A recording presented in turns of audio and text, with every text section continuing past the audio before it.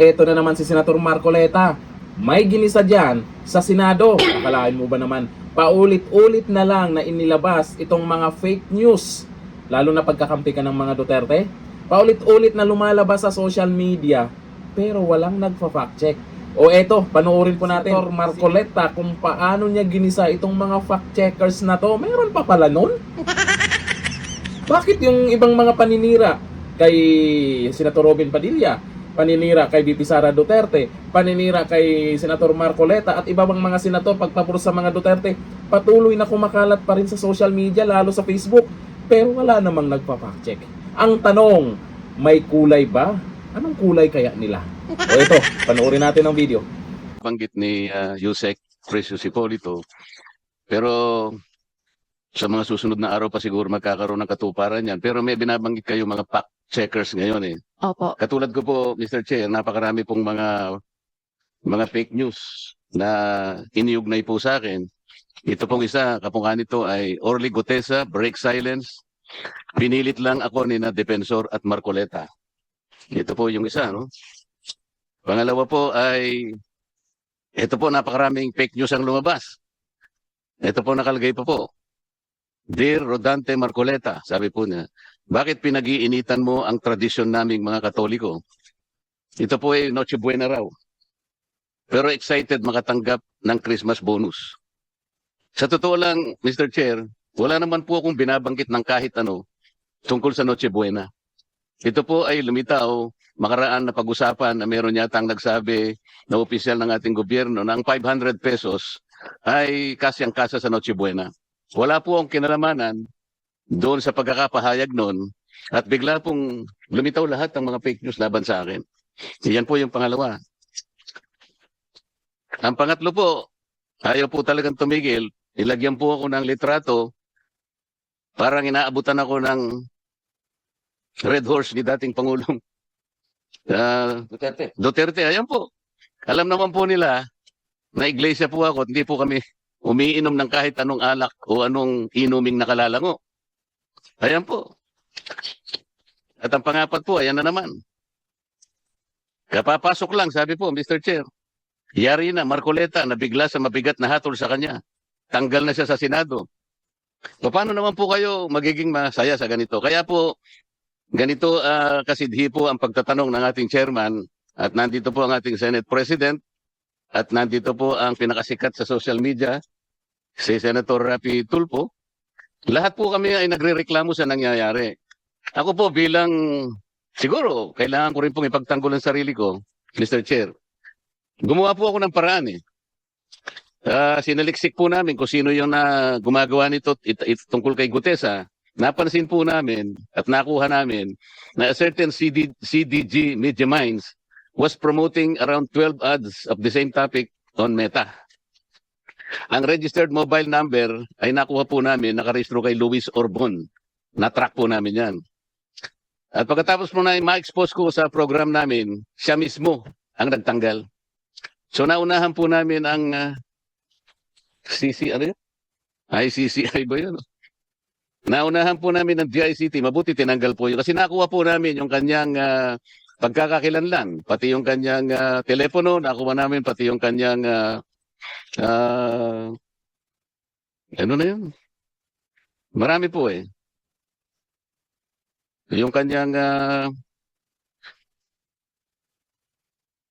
mapagkakilanlan sa kanya. Yung Ginagamit sa Facebook. Yung email address po niya, pati website niya, nakuha po namin. Kaya siya na po ang nagtanggal. Pagkatapos, ito pong Noche Buena, ganun din po ang ginawa namin.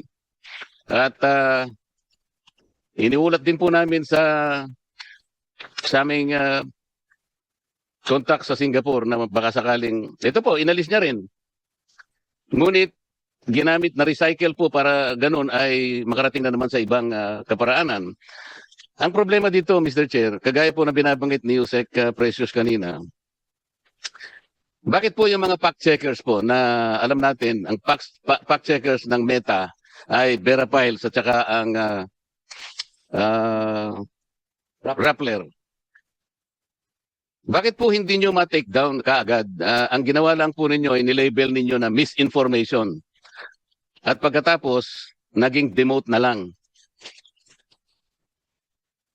Para sa ganoon ay makita ng kukunting tao na lang. Bakit po ganoon? Paano kayo naging fact checkers? Alam naman po ninyong hindi totoo. Kaya tama po yung sinasuggest nyo, dapat objective yung mga fact checkers. Yung walang kinikilingan, hindi namumulitika. Alam naman po ninyong completely fake po lahat ito eh. Bakit kinakailangan kami po ang gagawa ng paraan? Magsikap kami sa sarili namin para ma-take down lang ito. Sapagkat hindi lang po nakakainis eh. Nakakasira po talaga. Kung sa akin lang po siguro, hindi ko masyadong iindahin ito eh. Ang problema, kapag nakita ng mga tao kahit hindi totoo, pinaniniwalaan po nila eh. Their ability to mislead people, yun po ang masakit sa akin. Sa akin, kahit na hiyain ninyo ako, hindi masyado siguro sa akin yun. Ayoko lang nami-mislead ang mga tao into believing na ito po'y totoo. Malaki pong problema yun eh. Ano po bang pagkakaiba ng misinformation at saka disinformation? Secretary Mon Ilagan, kasi sinabi mo kanina misinformation. Wala po akong nakikitang pagkakaiba ng dalawa na yun. Kung misinformation, they're getting the wrong facts altogether.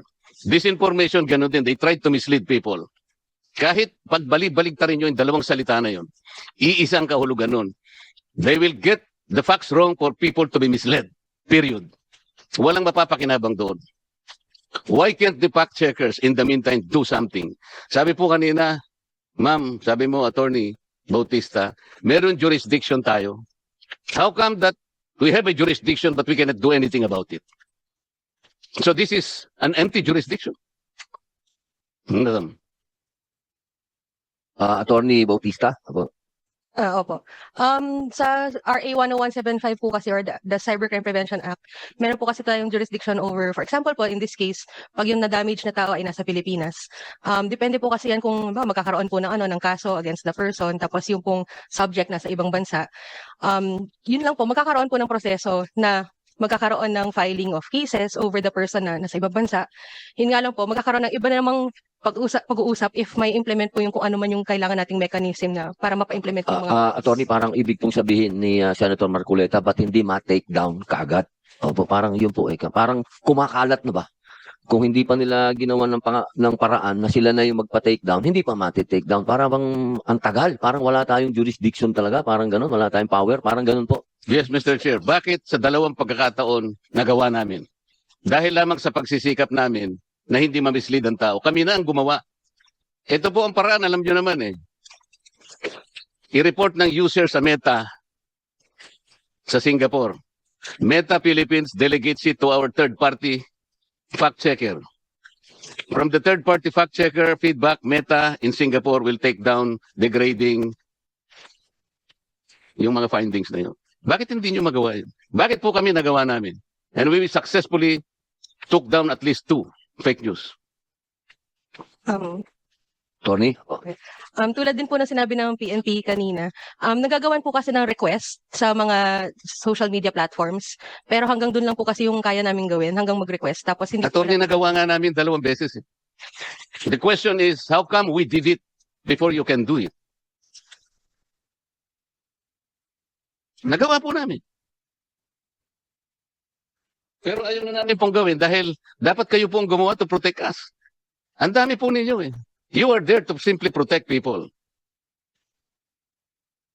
Mr. Chair, Senator Raffy Tulfo? the permission of Senator Marcoleta, pinag-usapan natin yung mga fact checker dito. First of all, I'd like to thank Rappler because there was one instance na I was a victim of fake news and then nagpalabas ang Rappler ng fact checking and napatunayan na fake ngayon. So ang tanong ko, wala bang agency sa ating gobyerno na tinitingnan yung mga fact checking group at kapag napatunayan na talagang fake, then moto proprio, kayong gagawa ng paraan na para ipa-down yun, iti-take down yun. And then number 2, wala bang agency sa ating gobyerno ngayon na nag-check sa itong mga troll farms because itong usong-usong ngayon, itong troll farms, talamak na talamak to. Are we not doing anything about these troll farms? Salamat, Senator Marcoleta. Salamat, Senator, Mr. Chair. So, anybody would like to answer that? Unahin po natin yung ating mga fact checkers. Okay lang sa iyo, Senator Marcoleta? Opo, unahin po natin ang Vera Files. Magandang umaga po. Alam mo, maganda itong hearing kasi at least marami tayong mapaliwanag kung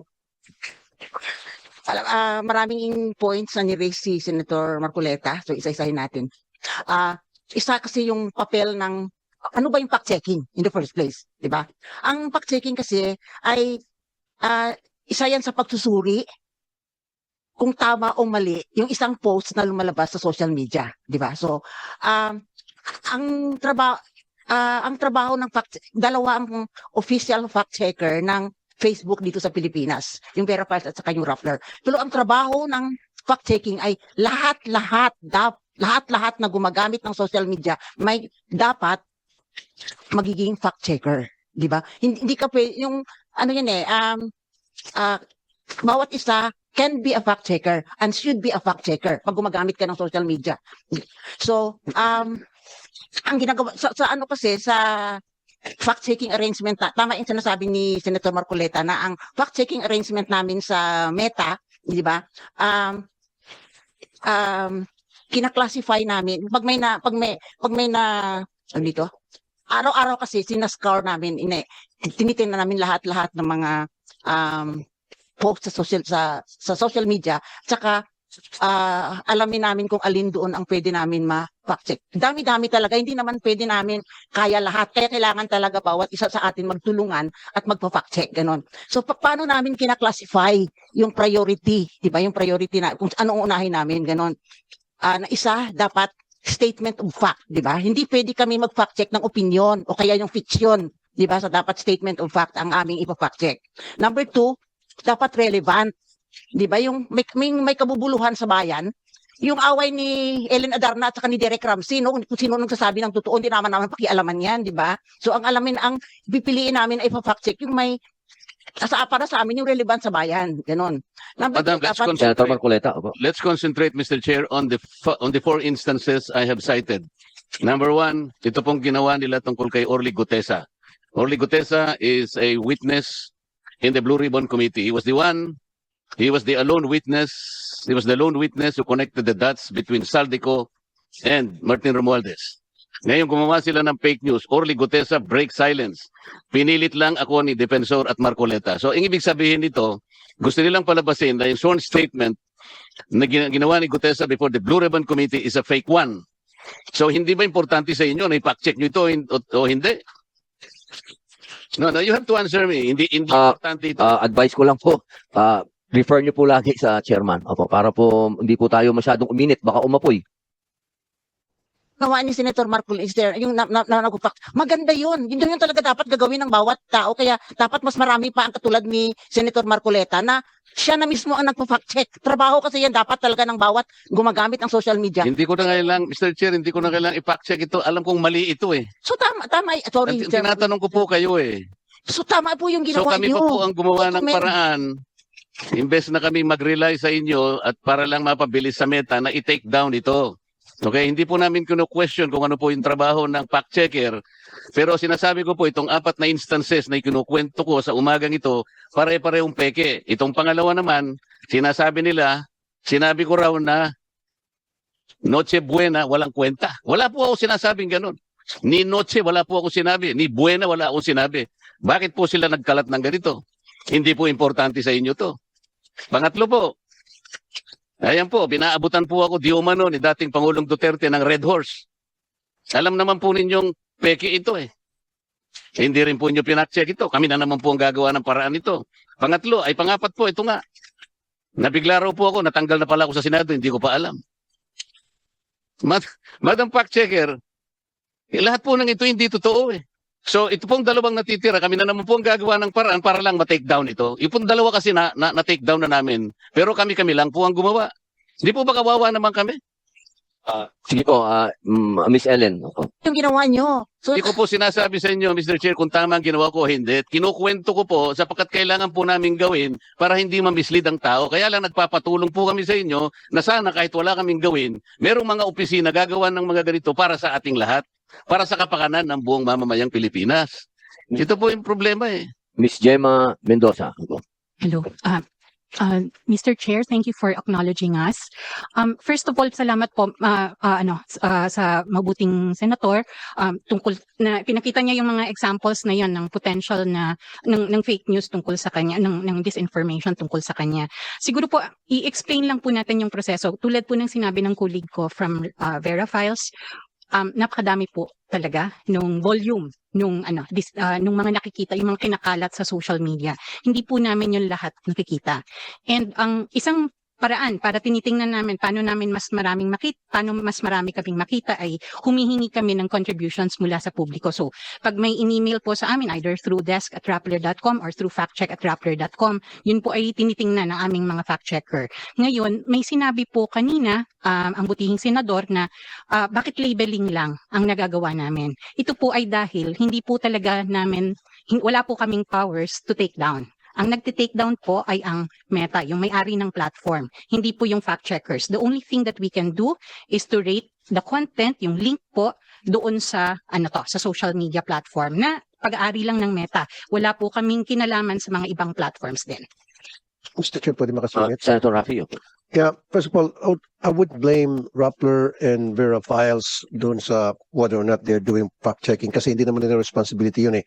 Ang responsibility talaga dapat, sabi kanina, motor proprio, dapat isang ahensya ng ating pamahalaan na magtingin doon sa mga lumalabas sa social media na whether ito ay totoo hindi at kapag hindi, then agad-agad kumilos, nandiyan naman yung PNP para maka-take down. And I would suggest, last thing, Mr. Chair, siguro total meron tayong national ID system na lahat ng mga magkaroon ng accounts sa social media, whether Facebook, TikTok, YouTube, whatever that is, kailangan mag-present ng ID. Para isang account lang ang pwedeng i-open. Kasi nangyayari kasi, Mr. Chair, ngayon, nakakapag-open sila ng 1-2 sawang account using dummy accounts. And these are the people na nag-umpisa ng mga fake news. Malakas ang loob nila dahil fake yung mga accounts nila. So why don't we come up with a law? Isasama siguro natin, Mr. Chair, dun sa batas na pinapasa mo, each and every person na gustong magkaroon ng account sa social media must register. They have to have the ID. Meron tayong national ID system, so hindi pwede sabihin anti-purto. At kapag once na-register ka sa Facebook, sa pangalan mong yun, hindi ka na pwedeng dumoble pa. Kasi naka-flag ka na doon. Thank you, Mr. Chair. Tama po, maganda po yan. Nandito po yan sa ating troll farm, anti-troll farm. Napaganda po ng mungkahi po ninyo, Senator Raffy. Meron pong hindi nakasagot kanina. Opo, maganda po yung tanong ni Senator Marcoleta. Wala po ba kayo talagang kinikilingan sa politika sa atin pong fact checkers? Una po kayo, opo. Ma'am Ellen. I mean, as a journalist, no, kahit na, kasi marami kasing klaseng journalist, no, dapat kasi non-partisan, di ba? Wala kaming kinikilingan politika. Ang pwede mo sigurong masabing bias kami sa katotohanan, saka sa facts yun ng ano. So, kung saan kami dalhin ng ng impormasyon, doon ang punta namin. Gusto ko lang kasi tapusin yung criteria na ginagamit namin kasi sa dami-dami talaga ng kasinungalingan na lumalabas sa social media. Hindi namin talaga pwede lahat hindi pwedeng iasa sa fact checkers ang laban sa disinformasyon, di ba? So dapat talaga bawat isa sa atin yung lahat-lahat natin gumawa ng ating para. So di ba nasabi ko na kanina na dapat yun statement of fact. Yung hindi yun fiction, hindi yun opinion, yung ang dapat namin i-fact check. Ang pangalawa is yun nga yung relevance, di ba? Dapat may Ang pangatlo is that timing, di ba? Yung tawag dito yung hindi history ang aming ipafact check na nangyari pa nung panahon pa ni Magellan, di ba? Ganon. So yung dapat timely, di ba? Yung isa pa is that Halimbawa po ngayon, Ma'am Ellen, narinig nyo na po kay Senator Marcoleta yung mga bagay na ikinakabahala niya. Yun po ba mabibigyan po ng panahon sa inyo para ma-fact check nyo po yan? Oo naman. Oo. Opo yun. Marcoleta, ano po ang masasabi ninyo? Bibigyan daw po nila ng panahon yung 4 na issue sa inyo. Ito pa kasi isa pa kasi Salamat. kailangan yung sabi namin feasibility, dapat titingnan namin kung kaya namin yan ma-debunk, ano ba yung debunk sa Tagalog? Mapawalang saysay nyo po. Ano po yan? At least, no? Opo. At least within 24 hours. Kasi ang purpose kasi ng fact-checking is to stop the spread of falsehood para mahinto yung pagkalat. Kasi kung marami namang pwede naman kasi mag-investigative journalism ka na pwede kang abutin ng 1 buwan, di ba ganon? Pero sa fact-checking kasi, kailangan ang purpose mo kasi doon para mahinto yung pagkalat kasi sa... Yun nga po ang gusto po ni Senator Marcoleta. Virality kasi, Opo. importante kasi yung in just in a few seconds, nagba-viral yan ito. Importante, mas stop mo. Pero kung hindi namin yan yung kung feeling namin kailangan pa maraming ano yun, mas marami pa kaming kailangan para ma-debunk yun, ganun. Ipapasa namin yun sa team na pwede siguro mag-investigative journalism, ganun. So, yun ang mga Opo. criteria. Katulad po ngayon, ma'am, nasabi na po sa inyo ng harapan na sinasabi niya fake news yon. Pwede po ba niyong i-debunk Tingnan niya? namin kung mag-fall doon sa criteria. Tapos ito pa, hindi kami nagti-take down, di ba? Sabi ka ni Gemma, kami ay nagka-classify false, fake, misleading, mga ganon. So, isasubmit namin yan sa Facebook. Facebook ang nagti-take action. Hindi kami Medyo nagdi-delete, pagkaganyan po hindi kami katagal kasi, nagti-take down. medyo matagal yan, ma'am. Mr. Tagal. Chair, Ano naman? Sige po, Senator Marcoleta. Minsan, dun sa apat na fake news na aking inilahat ngayong umaga, yung dalawa po ay hindi ko na pwedeng pasalamatan ng Vera Files kasi kami po na-take down na namin nang hindi sila nakatulong. Pero kailangan pong malaman po ninyong lahat na bago po namin nagawa yon, ini-email po namin kasi yung Vera Files at saka yung Rappler. Pero yung Rappler binibigay rin sa Vera Files. Pero napakabagal po talaga yung action. Kaya doon sa unang dalawang sinabi kong fake news, kami na po talaga nakipag-coordinate at successfully nagawa Alam na natin kung sino yung mahilig magpakalat ng fake news. Pansin nyo, sa mga senador na ayaw ng fake news, kagaya niyan kay Senator Marcoleta. Di ba? Sa mga trolls, o si Senator Robin Padilla, meron siyang gustong ipasa na batas kontra dyan sa mga trolls na kumakalat sa social media. Sino kaya yung maraming trolls? Sino kaya yung palaging nagpapakalat ng fake news? Alam nyo na kung sino sila. Kasi yung mga senador na yan, alam nyo kung kanino pumapanig yan para sa katotohanan. Eto, pinupush nila na galaw-galaw din yung iba dyan na kagaya niyan, may ipinakitang fake news po itong si Senator Marcoleta at sa ibang mga senador. At paulit-ulit na inilabas po yan sa Facebook at sa ibang social media platform. Pero bakit? Wala namang nagpa-fact check. Nagtatrabaho ba talaga sila? Kung nagtatrabaho man sila, ang tanong, sino ang tinutukan nila?